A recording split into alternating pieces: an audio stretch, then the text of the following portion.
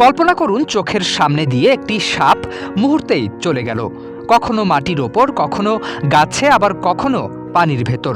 অথচ প্রাণীটির একটিও পা নেই। প্রশ্ন হলো, কিভাবে পা ছাড়া এত নিখুঁতভাবে চলতে শেখে সাপ? আর সবচেয়ে অবাক করা তথ্য হলো, কোটি কোটি বছর আগে এই সাপেরও ছিল পা। বিশ্বখ্যাত গবেষণা সাময়িকী নেচার, সায়েন্টিফিক আমেরিকান এবং সায়েন্স অ্যাডভান্সে প্রকাশিত গবেষণা বলছে, আধুনিক সাপ সবসময় পাবিহীন ছিল না।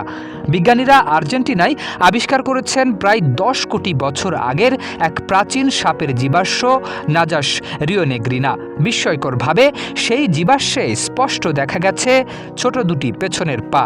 আরও একটি প্রাচীন গবেষণা রয়েছে, প্রায় 12 কোটি বছর আগের এই প্রাণীর ছিল 4টি পা। যদিও এটি সাপ নাকি টিকটিকি তা নিয়ে এখনও বিজ্ঞানীদের মধ্যে রয়েছে বিতর্ক। দেশ জুড়ে যে কোনো কেনাকাটায় 10,000 টাকার বেশি অফার, তাই পেমেন্ট মানেই বিকাশ। রহস্য লুকিয়ে আছে সাপের শরীরের ভেতরেও। 2016 সালে সাপের ভ্রূণ নিয়ে গবেষণায় দেখা যায়, আধুনিক সাপের শরীরে এখনও কিছু জিন রয়েছে যেগুলো একসময় পা তৈরির কাজ করত। বিজ্ঞানীরা এটিকে বলছেন বিবর্তনের নীরব স্মৃতি। সবচেয়ে গুরুত্বপূর্ণ ভূমিকা পালন করে সনিক হেজহগ নামের একটি জিন। টিকটিকির ক্ষেত্রে এই জিন পা তৈরি করে, কিন্তু সাপের শরীরে সেই জিনকে সক্রিয় রাখার জন্য প্রয়োজনীয় ডিএনএর কিছু অংশ হারিয়ে গেছে। ফলে ভ্রূণের মধ্যে পায়ের বিকাশও থেমে যায়। বিবর্তনের সেই ইতিহাসের কিছু চিহ্ন এখনও রয়ে গেছে।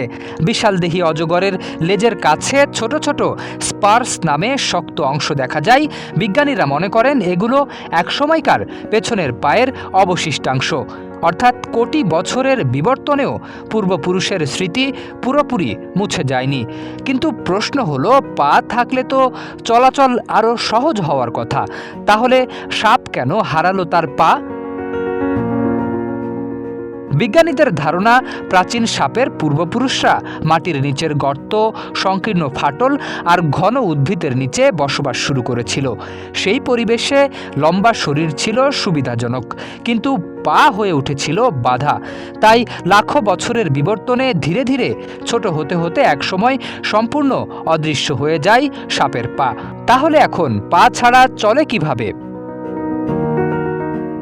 আরও একটি মজার ব্যাপার হলো, মানুষের মেরুদণ্ডে যেখানে থাকে মাত্র 33টি কশেরুকা, সেখানে একটি সাপের শরীরে থাকতে পারে 200 থেকে 400টি কশেরুকা।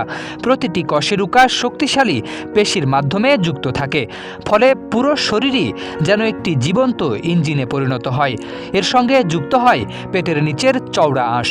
এই আঁশ মাটির সঙ্গে ঘর্ষণ তৈরি করে সাপকে সামনে এগিয়ে দেয়। আসল রহস্যটা এবার বলছি। সাপ এমন একটি প্রাণী যাদের পরিবেশ বদলালে বদলে যায় চলার কৌশলও। যেমন খোলা মাটিতে সাপ চলে ইংরেজি এস অক্ষরের মতো ঢেউ খেলিয়ে। মরুভূমির উত্তপ্ত বালিতে পাশে কাত হয়ে চলে, যাকে বলা হয় সাইড ওয়েল্ডিং। বিশাল অজগর শরীর খুব বেশি না বাঁকিয়ে ধীরে ধীরে পেটের পেশি ব্যবহার করে এগোয়। আবার গর্ত বা সরু ফাটলের ভেতর চলতে ব্যবহার করে কনসার্টিয়া মুভমেন্ট। কিছু সাপ আবার পানিতে দুর্দান্ত সাঁতার কাটে, কেউ গাছে চড়ে, এমনকি দক্ষিণ পূর্ব এশিয়ার কিছু উড়ন্ত সাপ এক গাছ থেকে আরেক গাছে বাতাসে ভেসেও যেতে পারে।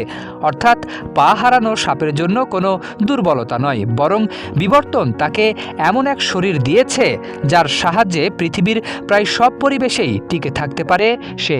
এভাবেই পা না থাকলেও বিবর্তনের গল্পে সাপ তার নিজস্ব কিছু কৌশলের দ্বারা পূরণ করেছে পায়ের অভাব। শরীফ উদ্দিন, ইত্তেফাক নিউজ।